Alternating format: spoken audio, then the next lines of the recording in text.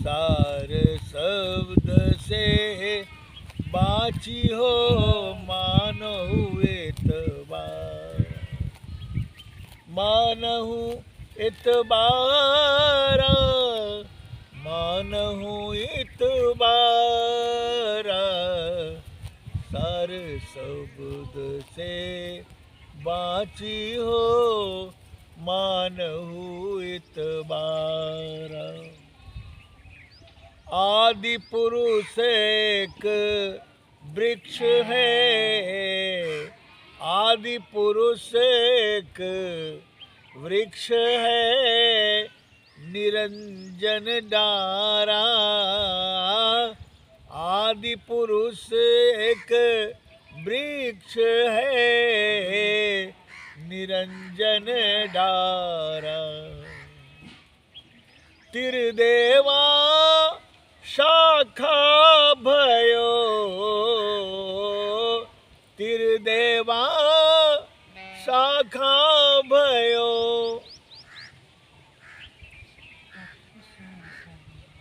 तिरदेवा शाखा भयो, पत्र संसारा। सार शब्द से बाची हो मानहु एतबारा। ब्रह्मा वेद सही कियो, ब्रह्मा वेद सही कियो।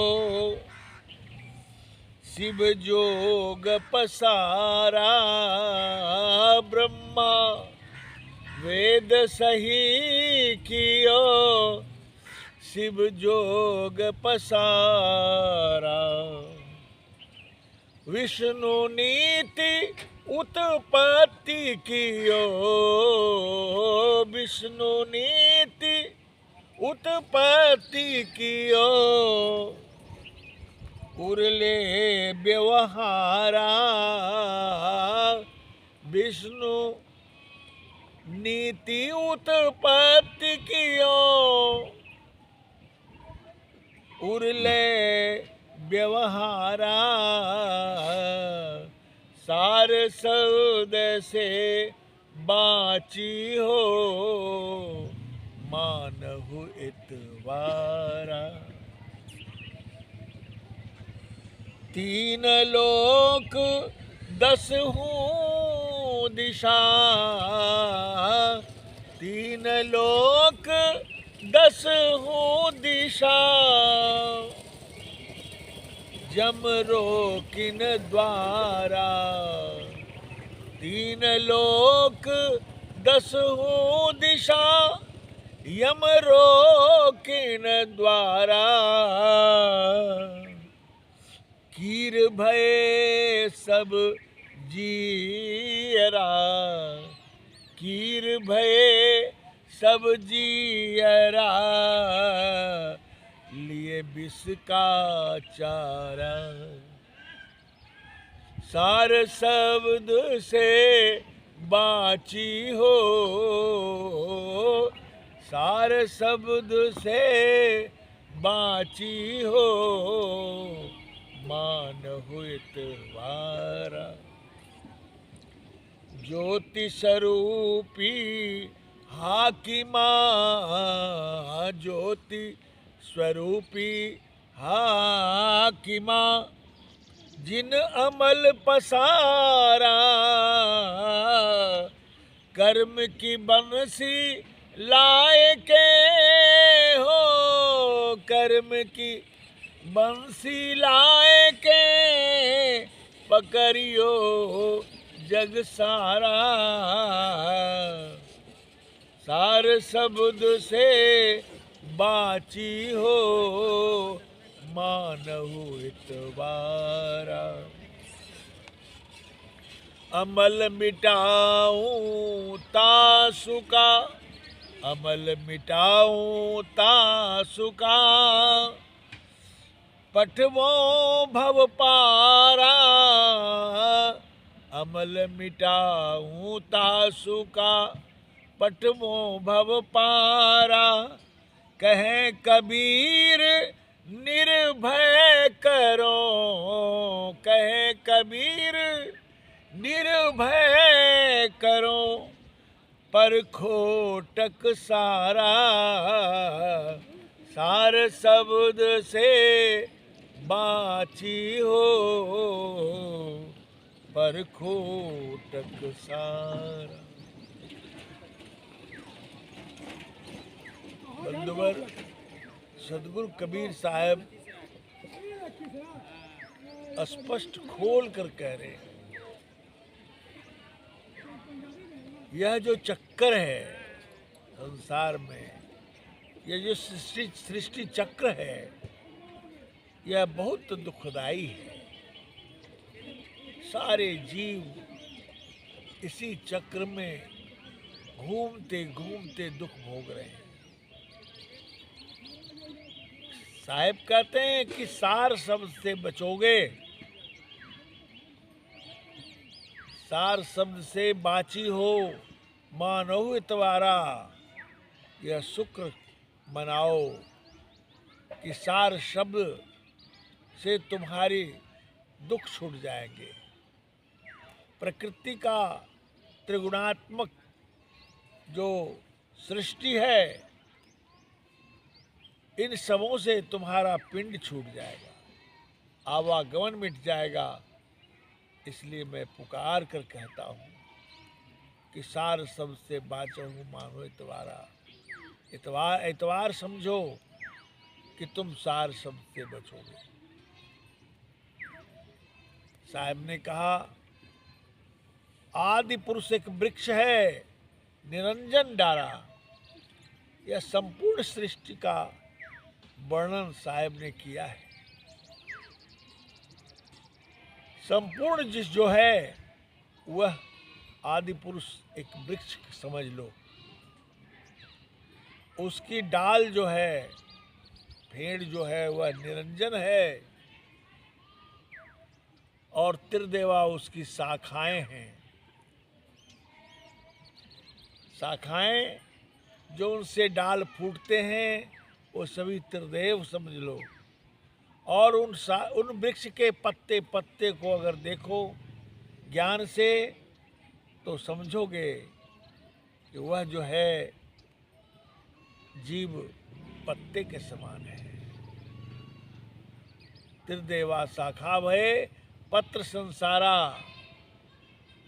संसार संपूर्ण संसार पत्र के समान। और इस संसार से भाई कोई अलग नहीं है। निरंजन भी उस सत्पुरुष के डाल हैं और त्रिदेवा लोग भ्रम फैलाते हैं कि ब्रह्मा विष्णु महेश ये हैं वो हैं, नाना प्रकार के विचार उत्पन्न होते हैं। और विचार तो बौद्धिक स्तर की चीज है, विचारों से निदान नहीं हो सकता। यह निदान तो अंतर्मुख होकर के अंतर के अंतिम तह में जाकर मिलता है।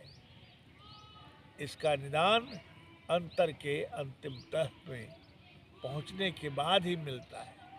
और वहाँ अंतिम तह में पहुंचने पर ना मन है, ना इंद्रियां है, ना प्रकृति है, कुछ भी नहीं है। वहाँ तो केवल आप हो, आपकी विशुद्ध अवस्था है। और वहाँ जाकर इसका स्पष्टीकरण होगा कि यह निरंजन क्या है। फिर तो कोई आपके मन को भिन्नाने वाला कुछ भी नहीं रहता। जो भी है सब सही है। क्यों कि वो अलग है, वो अलग है, उससे तर्क वितर्क के मामला ही समाप्त हो जाता है। इसलिए साहब ने कहा, त्रिदेवा शाखा भय पत्र संसारा। और ब्रह्मा ने वेद को सही किया, संकलन किया। शिव ने योग पसारा, हठ योग का प्रणेता शिव जी हैं। और विष्णुदेव नीति को तैयार किया। ये जो राजनीति, धर्म नीति, ये सारी नीतियां जो हैं विष्णुदेव के चलाए हुए हैं। तो साहब कहते हैं कि भाई जब तक तुम अंतर के अंतिम तह में नहीं पहुंचते तो तुम्हारा मन कुछ भी पता नहीं पा सकता है। फिर तो अंतर के अंतिम तह में जाने के बाद तुम्हारा मन ही रह जाएगा और तुम मन से ऊपर उठ जाओगे और ऊपर उठ करके ही तुम सारे गतियों को जान पाओगे। संसार क्या है, सृष्टि क्या है, मन क्या है, इंद्रियां क्या है, इनके समूह क्या हैं, निरंजन क्या है, त्रिदेव क्या है, देवता, यक्ष, नाग, किन्नर, गंधर्व, सभी मर्मों के मर्मज्ञ हो जाओगे, समझ जाओगे सारी सृष्टि के सभी बातों को। फिर तो आप शांत चित्त हो जाएंगे, फिर तो द्वेष ही खत्म हो जाएगा। ना कोई संप्रदाय है वहाँ, ना जाति है, ना ऊंच है, ना नीच है। ये सारी व्यवस्थाएं जो हैं यह सभी निर्मूल हो जाएगी। अवस्था भेद से ज्ञान होता है। इसलिए साहेब ने कहा कि त्रिदेवा शाखा भये पत्र संसारा, और कहा अंत में ज्योति स्वरूपी हाकिमा जिन अमल पसारा। जो अमल पसारा है, विषयों का बाजार लगाया है, संसार बनाकर उसमें उलझने के लिए, फंसने के लिए जो तरकीब लगाया है, वह अमल पसारने वाला ज्योति स्वरूप हाकिम है। वह ज्योति प्रकाश है, निरंजन के हैं। वह अमल पसार दिया है संसार में। जैसे कोई मीना बाजार है और मीना बाजार में लोग मेला देखने जाते हैं, कोई सामान में उलझते हैं, कोई सामान में उलझते हैं, ये ले लो, वो ले लो, वो ले लो, और इसी में बहुत समय लग जाता है। तो यह ज्योति स्वरूपी हाकिमा जिन अमल पसारा, साहब कहते हैं अमल पसार दिया है। इसलिए कीर भय सब जियरा लिए विष का चारा। कीड़े मकोड़ों की तरह विष का चारा लेकर के सारी जीवात्माएं हो गए। विष का चारा क्या है? विषय, विषय सुख, ऐन्द्रिक सुख, इन विषय रूपी चारा को लेके घूम रहे हैं और उसी में संतुष्ट होते हैं। और वह भी संतुष्टि क्षण मात्र के लिए है, फिर तो अतृप्त, असंतुष्ट होकर दुखी हो जाते हैं। साहब ने कहा अमल मिटाऊं तासु को पठमो भव पारा। अमल मिटाऊं तासु को पठमो भव पारा।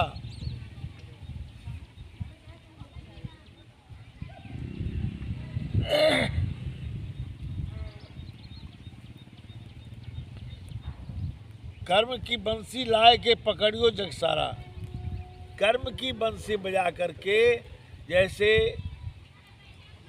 शिकारी या मदारी या खेल तमाशा दिखाने वाले कर्म की बंसी बजा करके भीड़ इकट्ठी कर लेते हैं, उसी तरह से कर्म की बंसी बजा बजा कर जीव को फंसाते रहते हैं।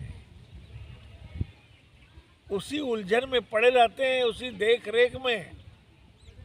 और पकड़ियो जग सारा, और सारे संसार को पकड़ करके इकट्ठा करके अपने काल जाल में रखते हैं।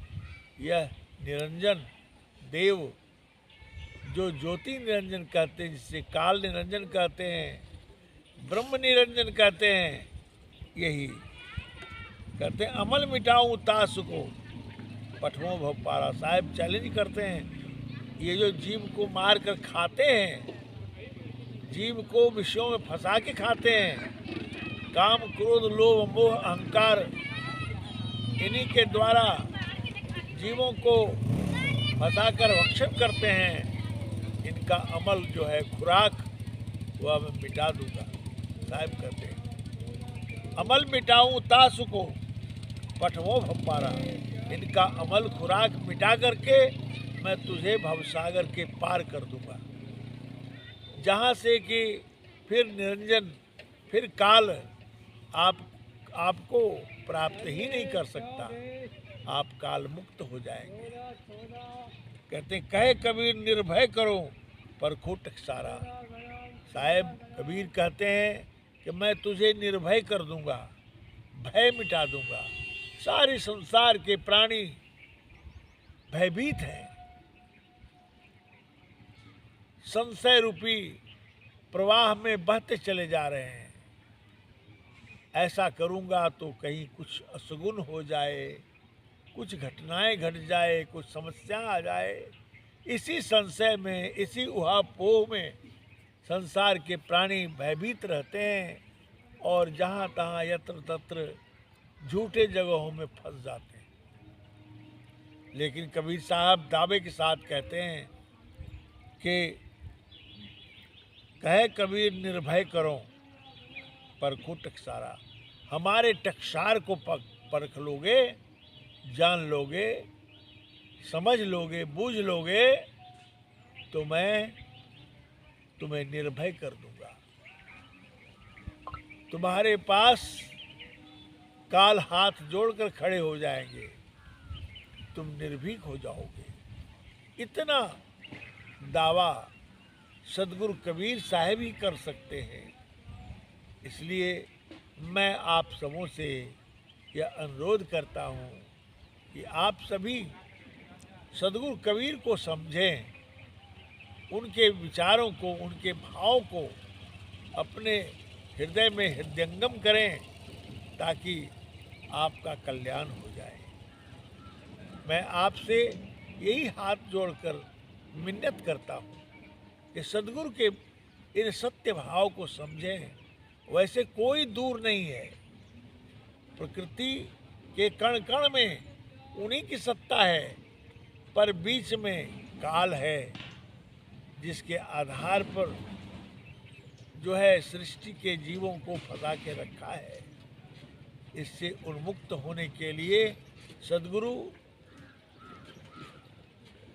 डायरेक्ट वहाँ से आते हैं जहाँ सतलोक है, चेतन लोक है। आपको भी चिताने आए हैं और संसार के हर जीवों को वह समय समय पर जुग जुग में आकर चिताते हैं। आज कलयुग की घड़ी बीत रही है तो आज भी साहब का ज्ञान वह वर्तमान है और उन वर्तमान ज्ञान को समझें, विचारें और अपने अंतर अनुभव करने का प्रयास करें। इतना ही मैं कहकर वाणी को विराम देता हूँ।